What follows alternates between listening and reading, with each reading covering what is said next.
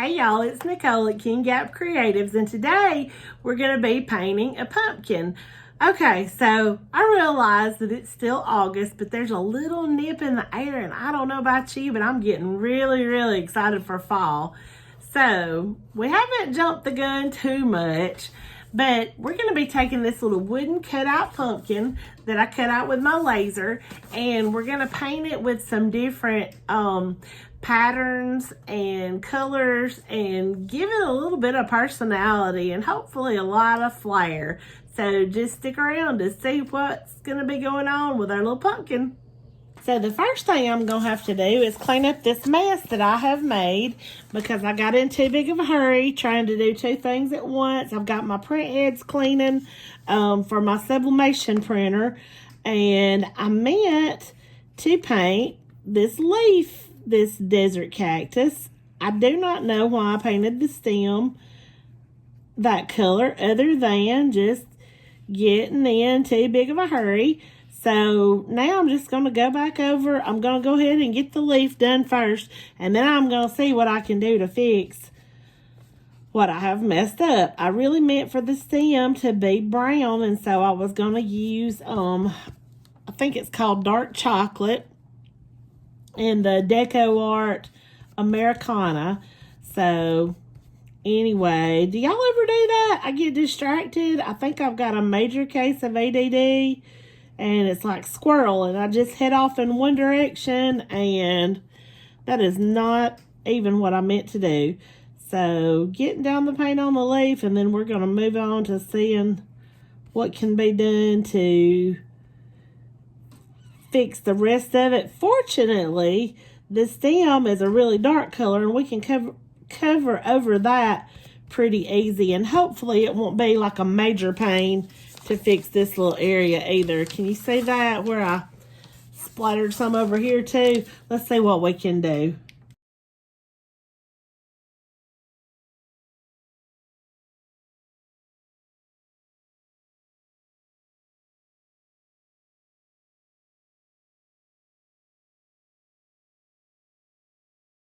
So now I'm just going to take this burnt orange to do the sides. I think that's going to be dark enough to cover that up. Hopefully where the paint splatter happened, or where I splattered paint, might as well on it. And then for the middle, I'm going to do this turquoise mystique. So I think that's going to be really pretty. Let's see how it's going to do.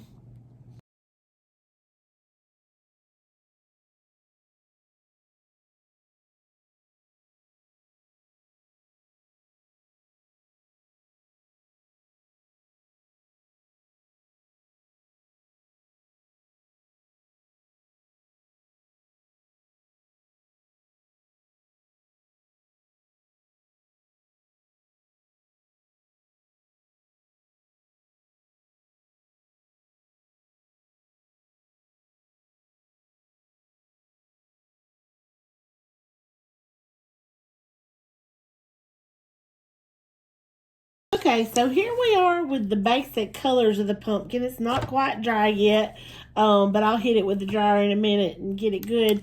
You can maybe see that I haven't completely joined these colors. That's okay, because we're going to be coming in with some lines and highlights to kind of take care of that. So now we're going to start with adding some patterns on here. This is the fun part. Okay, so first we're going to go over this darker teal color with a color called Dutch Aqua, and we're going to do polka dots on that center section. An easy way to do polka dots is just to take a flat brush like this, and it probably needs to be about half as wide as the diameter that you want your polka dot to be, but you just want to load your brush with whatever color you're doing the dots in, and then put it down and spin it. And you might be able to spin it all the way, but I usually have to start back at the top and spin in the other direction. And I'm not the very best at this, but that gives you a a fairly uniform circle, better than what I could probably do free-handed. So you just want to spin. I'm going to see if I can take it all the way around this time. Didn't get it quite there, but you can always touch up what you mess up. It gives you the basic form of the polka dot anyway. And once you get your highlights and your outlines on here in a little bit, it's probably not going to matter too much anyway if they're a little wonky donkey, but I like to try to fix them if I can. So anyway, and you just kind of want to take your dots in kind of a triangular pattern. So like right here where it meets the leaf, we're not going to do a whole dot. I'm just going to take it, let's see, I'm trying to figure out the best place, probably right up here along this edge, and just spin halfway, and then just like bring it to the edge of the leaf.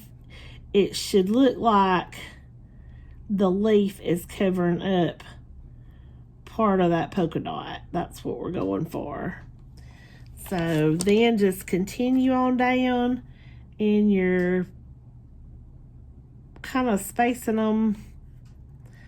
I don't know how to describe it, but kind of like in a triangular pattern, so that you're not getting any two dots too close together or anything like that. See, I botched that one a little bit, and it is truly not a big deal. You can just come back in and spin again and fix it. So I'm about to put it on time lapse, but before I do, I just want to take this pattern a little bit further just to kind of show what we're going for.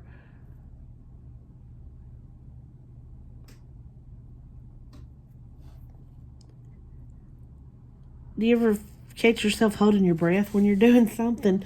That's what I was doing just then. I'm either holding my breath or mouth breathing when I'm concentrating, and for your sake, it's better that I hold my breath. I don't want to be mouth breathing in a video. But anyway, you get the kind of general idea about the polka dot. So I'm going to put it on time lapse, finish those up, and then we're going to leopard print for the sides here.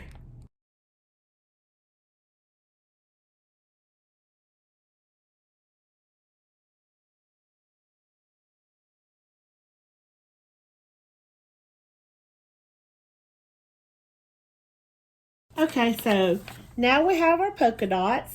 They are not perfect, and that is okay. It's gonna look cute when we get it all done. Just hang in there. This next technique is a little more loosey-goosey, I guess you could say. So I'm gonna use this little round brush, and it's a number 2, but it doesn't have to be this size. I probably would be better off a little bit bigger, but I'm going to try it with this and see how it goes. And so I'm going to come in over the orange with a color called Fawn. It's just a really light brown, maybe tan, and we're just going to put some leopard print over the orange part.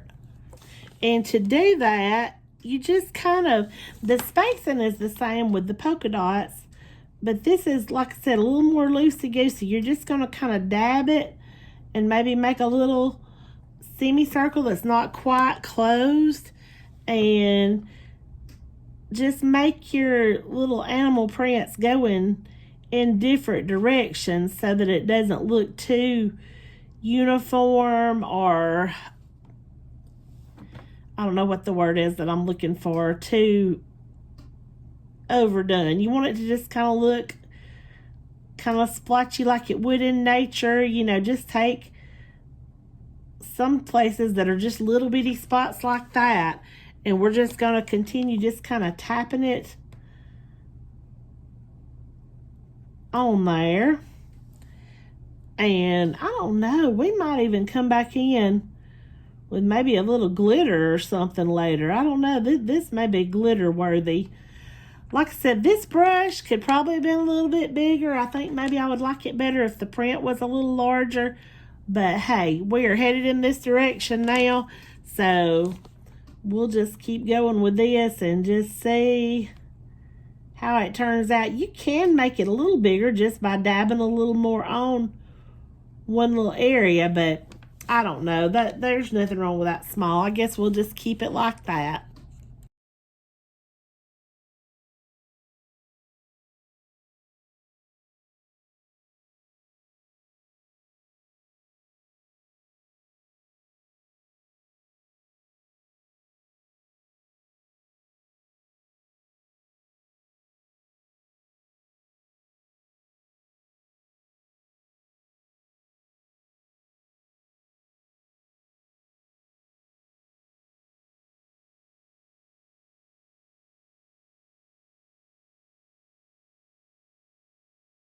So there's our animal print. Main thing to remember, don't get too hung up on perfection or perfectly spaced or anything like that. You're basically just using a little tap, tap, tap motion just to put it on there all squiggly. Just whatever happens, just let it. And it is something that does get easier with some practice, but just remember, it's perfection is not the goal here, because it's going to look cute if you're just tapping it on in those little half circles with some little disconnected pieces. It's going to be great. So now we're just going to do some highlights and then we'll be all done. While I've still got the fawn color out that I did the animal print in, I am just going to take a few little swipes. Hopefully I won't get my big hands in what I've already painted. Do just a few little swipes around the top and whatnot, just to kind of give it a little bit of dimension. And then I think I also want to do a little bit of dry brushing right in the middle of this pumpkin. So let's get a little bigger brush, and that one is a little damp. Let's do this. It is an angle brush, but you can do it with a flat brush. But just basically get most of your paint off of it and then just kind of swipe just to give it some just a little bit of shading. And yeah, that's probably going to be about it for the stem. Then for the leaf, I think I will go in with a little bit of a darker green, and I'm gonna put you on time lapse so I'm not keeping you here all night. Actually, I have this brown Posca pen that I think would do a great job with that, so let's give it a try.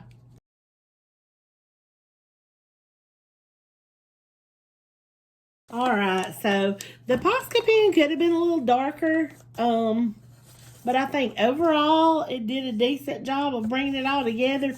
And we already have so much going on with the polka dots and such. I think we're good, except I am going to go in with a little bit of, I think, darker green on that and just give it just a little bit more depth. I'm just going to take some of this Heiser dark green. It actually looks kind of black in this light. It is not. It is a dark green. And I'm just going to try to just dry brush a little bit onto the leaf and just give it a little bit of oomph.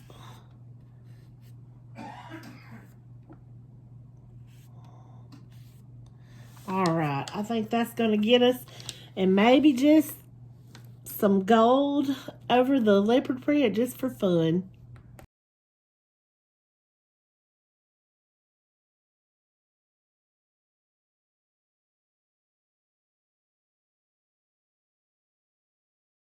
And I don't think that glitter is showing up real well on camera, so I'm going to do the other side of the pumpkin off camera. Like I said, do not take too much of your time. But there it is, just a funky little pumpkin. Hope you like it. If you did, please like and subscribe. And come back next week for some more fun fall crafts. Thank you so much for watching.